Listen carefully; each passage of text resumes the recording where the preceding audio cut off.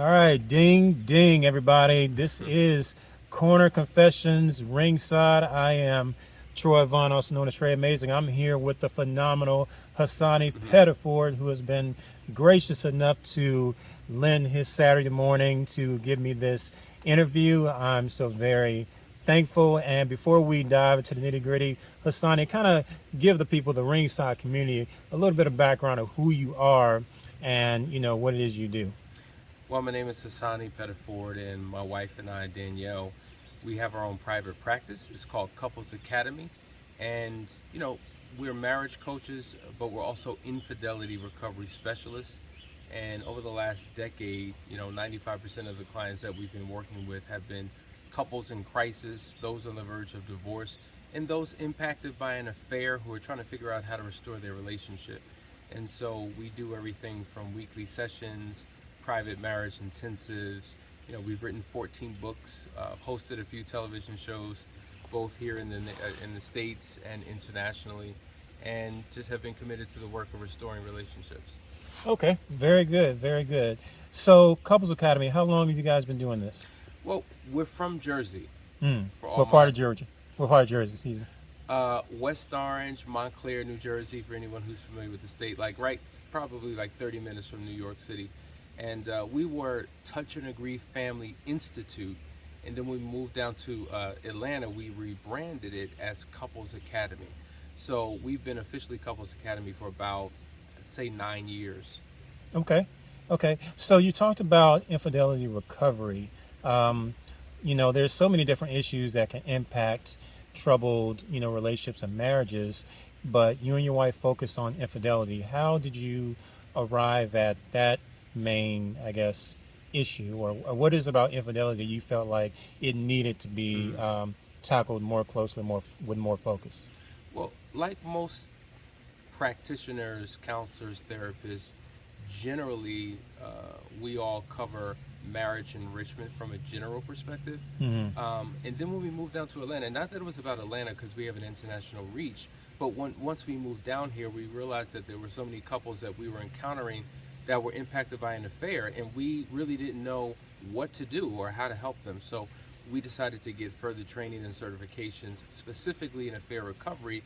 And since that point, all of our clients, for the most part, 90% of them, come to us for that very thing because there's only a handful of people who actually have expertise themselves in that space. Now, there are many therapists that can cover couples who have been through it, but we take a very comprehensive approach and we have a very unique process that guides them through a place of recovery. Okay. So, in the group, in Ringside, and actually in other forums on social media, infidelity, the topic of infidelity comes up a lot. And we constantly see different kind of polls about which is worse, physical infidelity or emotional Mm. infidelity. So, from your practice and from your experience, which do you see more often, or which, in your opinion, seems to have the most impact on a marriage? In terms of what's worse, whether it be physical or emotional infidelity, it really depends upon that couple. Because, I say this all the time, there's no perfect scenario that you can give me for an affair.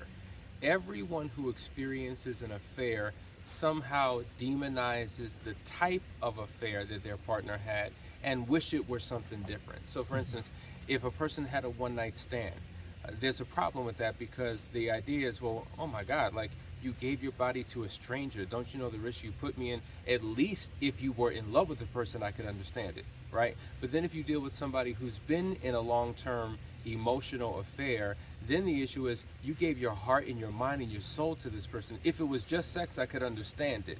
If a person had sex, then the issue is, well, man, I can't believe you did that. If it was just an emotional attachment and there was no physical penetration, that I could understand. So I think everybody wants something other than what they're experiencing. Mm. There's no perfect scenario. But what we have seen is that emotional affairs can be just as crippling as a physical affair. So I don't think there's a better or a worse. It's just a difference in terms of what impact it has on the couple. Because at the end of the day, I think most couples get caught up in the cycle of, oh, it wasn't an affair, it was just cheating. or Hmm. it wasn't adultery, I only did such and such. At the end of the day, whether it was physical, if you gave your physical sexual energies to someone, or if you gave your emotional energies towards someone, or your social energies towards someone, at the end of the day, it's a betrayal. So that's the word that we use that covers any type of variation of an indiscretion that leaves a negative impact on a couple. And if we just deal with the betrayal, no matter how it manifests, then couples at least have a foundation from which they are in agreement, and then we can move forward in the healing process. Okay. Okay. So now check this out. We constantly hear that men oftentimes, just based on court of public opinion, they say men are inherent cheaters. But then you have, other people that come back around and say, no, actually women cheat more Hmm. than men, just women are better at it as far as not getting caught. Do you think there's any credence to the notion that men inherently are cheaters, and that, or more and more people are trying to push the theory that actually women cheat more than men. We just don't hear about it as much because women, kind of like cats, they do their dirt and they cover it up better than men, whereas men, will cheat with the person right next door and get caught, you know, so on and so forth. But do you think there's any credibility to the notion that women actually cheat more than men, or is really no way of kind of making that determination? Well, I don't subscribe to the notion that men are inherently cheaters. I Mm-hmm. think at the end of the day, we are are all born into sin, so we all have the possibility of doing things that are that lack integrity. But I don't think that men are predispositioned to cheat versus women. I mean, when you look at the statistics, yes, there's a higher rate of men who either admit or have been caught cheating than women. But we see that the infidelity rates of women have skyrocketed. They're not about equal in terms of what statistics and reports suggest, but it's quickly on the rise. And I think there's two contributing factors to that. So, number one, when women entered into the workforce, there was a division of labor at one point where men worked in one space, women worked in another, or at home. And ever since women entered into the workplace, and men and women are in close proximity, they work in cubicles next to each other, offices next to each other. They congregate on the job next to each other. There's more space and opportunity for something to happen. So as a result, women have gotten more involved in affairs. The second milestone, if you will, that has increased significantly women having affairs is social media, the internet, right? So there's no more division, if you will. And so women, it has been said that women are smarter, they're wiser, they cover their steps, and men are sloppy. There may be some truth to that in a general sense, but we see women get caught and identified and found out. That's why they wind up in couples academy for restoration. I would say there's probably like a 70-30 split thus far of men coming because they were the offender versus women being the offender. But we are seeing those numbers rise amongst women.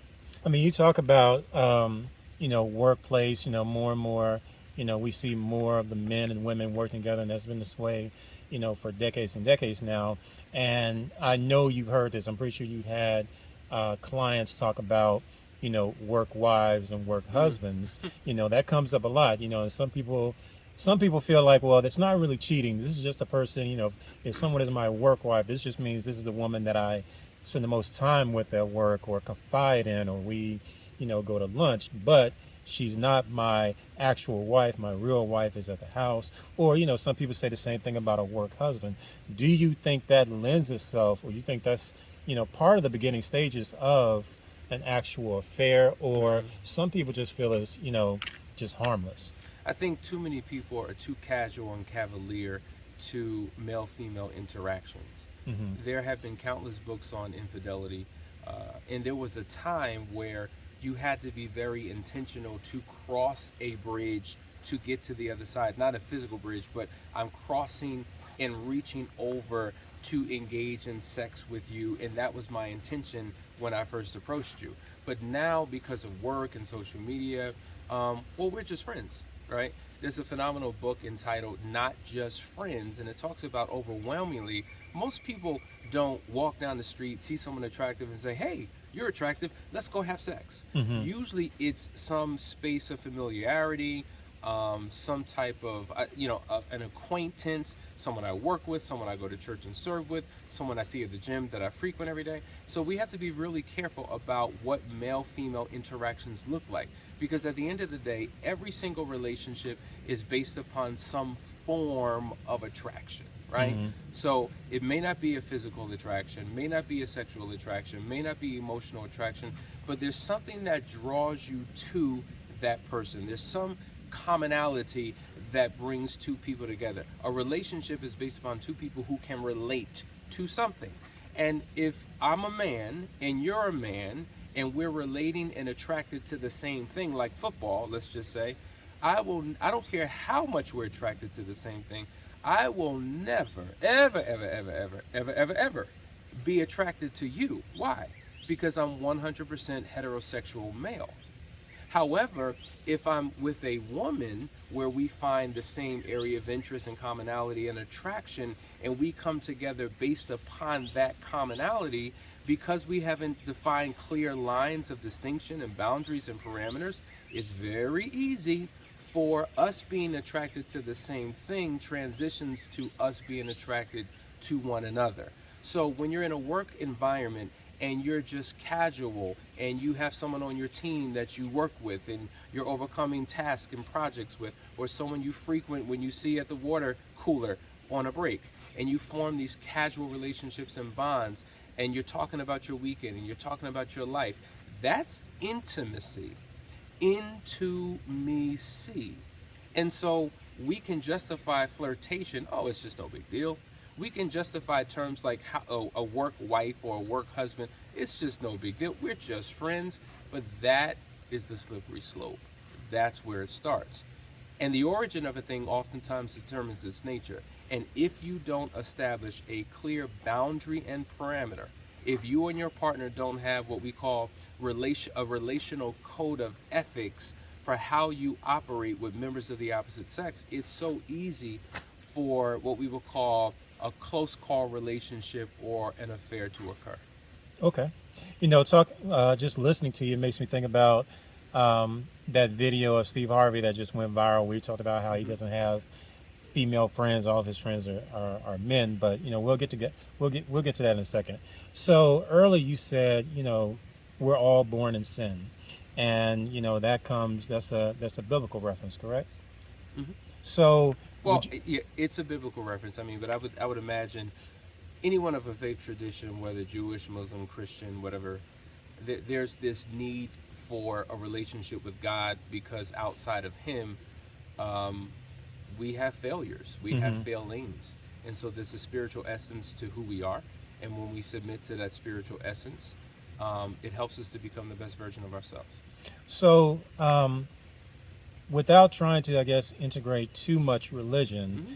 you have, we've all had acquaintances or people we know who have gotten divorced because of infidelity. Yes. Whether the husband cheated or the wife cheated, the other person found out, boom, they go file for divorce. Hmm.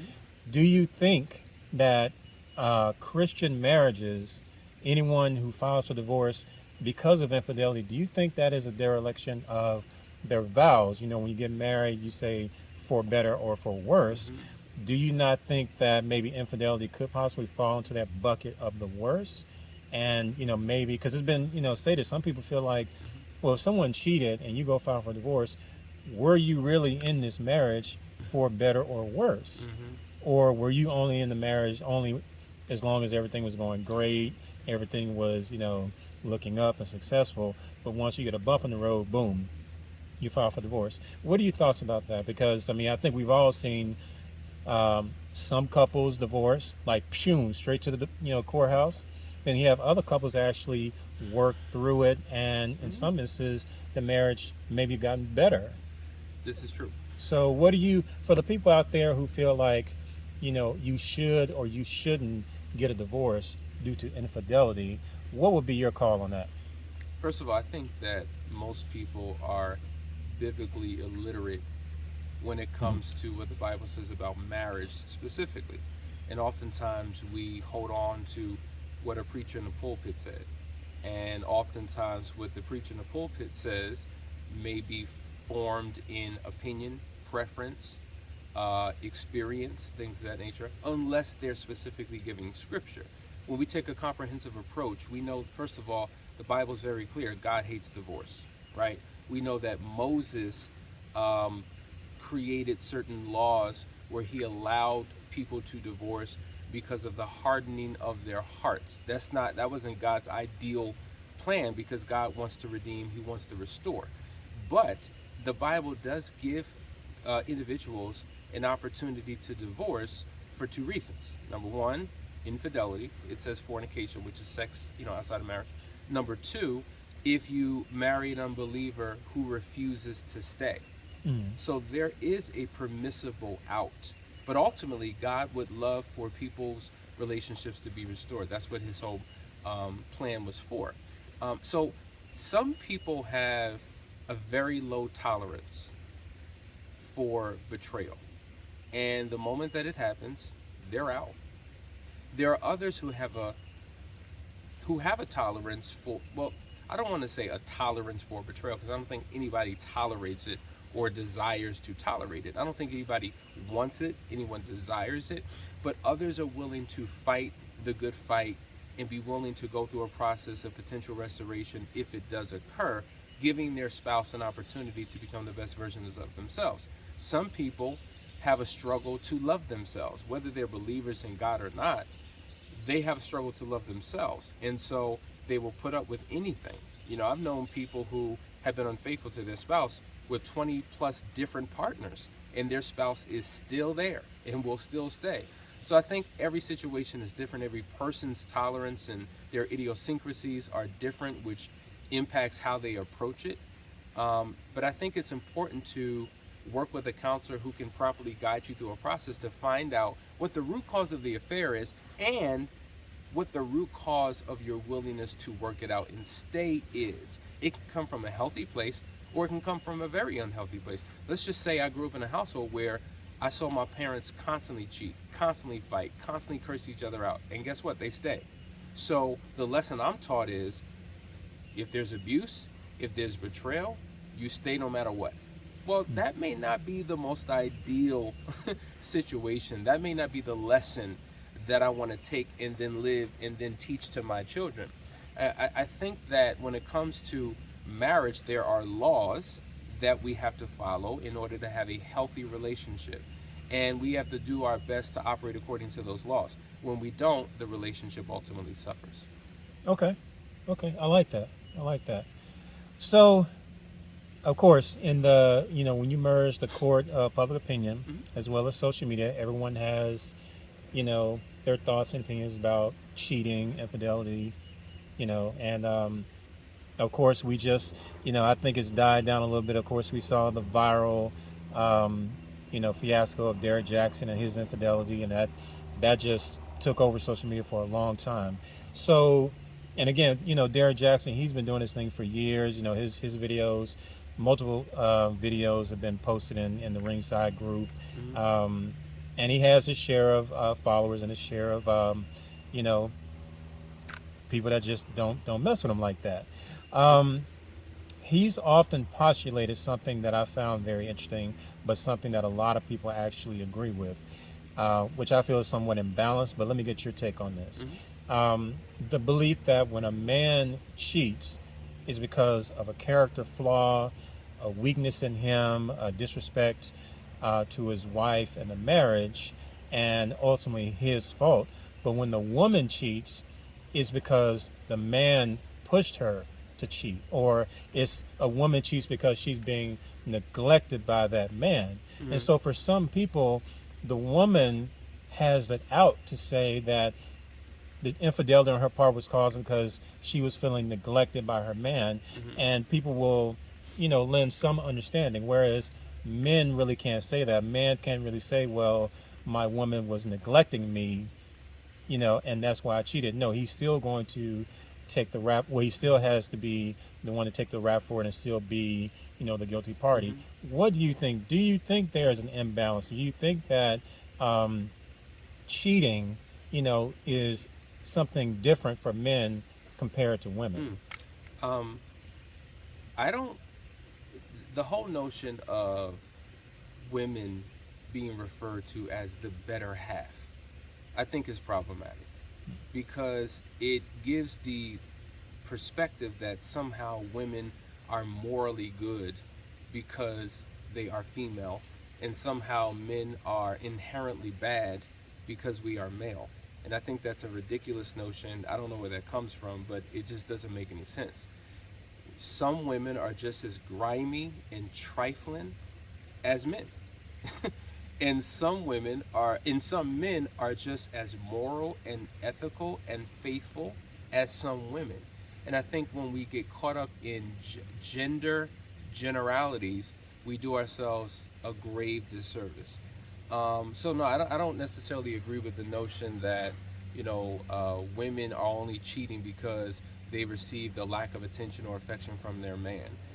Some women come into the relationship with past hurts, past pains, idiosyncrasies, inconsistencies, contradictions, faults, and flaws from previous relationships. Some women come into relationships experiencing what we call a family marinade, where they observe certain things from their home growing up, maybe previous abuse, or just morally very casual when it comes to sexuality, and they do what they do regardless of whatever the rules of that relationship may be.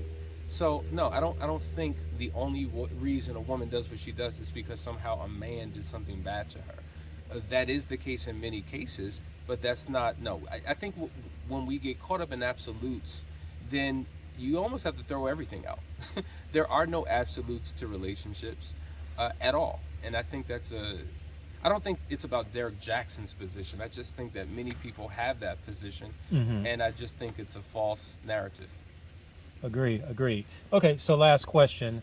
We talked about the work wives and the work husbands, and I told you it made me think about the viral video of Steve Harvey, because Hmm. Steve Harvey has the opinion, just like a lot of people, that men and women just simply can't be friends. Hmm. No such thing as a platonic male friend or platonic female friend. Um, he, just like a lot of people, feel like if you're a man, all your friends need to be men. If you're a Hmm. woman, all your friends need to be women. Because, let's face it, some people feel like, well, it's just impossible. Hmm. If you are a man, if you are a married man, but you have women who are friends, there has to be some level of sexual attraction, Hmm. or somebody is a friend because the other person expressed interest and the other said no, or let them know this will be nothing but friends. Now, do you believe that a person can be married in a healthy marriage and have friends of the opposite sex and it just remain platonic? So I think if we step back and go beyond Steve Harvey, I think historically uh, genders have been split for a reason. Because when genders are in close proximity, the possibility of anything happening is there. Attraction will happen. That's why you look at, say, the Nation of Islam. You have, women on one side and men on Mm. the other side. I mean, that's something that you've experienced in other faith traditions as well. You have schools that were created where there were men only and women only schools for that very reason. Dorms are separated. I think there's wisdom in what they were doing because they knew the potential of what could happen. So Steve Harvey falls in a long line of a tradition based upon that type of belief. And I think there's truth to it and there's merit to it. Do I believe that a man and woman could be friends with each other and it be platonic? Absolutely, it does exist. And so this is why it's important for couples to determine what works best for them. See, there are certain couples where opposite sex friends is a no-go because they have a history where it didn't work out in the past. There may have been betrayals. There's major trust issues. So it's not going to work out in that relationship. There are other relationships where literally it's no big deal because there's an understanding on what is appropriate and inappropriate. We talk about this all the time. We've produced many videos on opposite sex friends, and one of the things that we discuss are what we call the 19 signs of a close call friendship.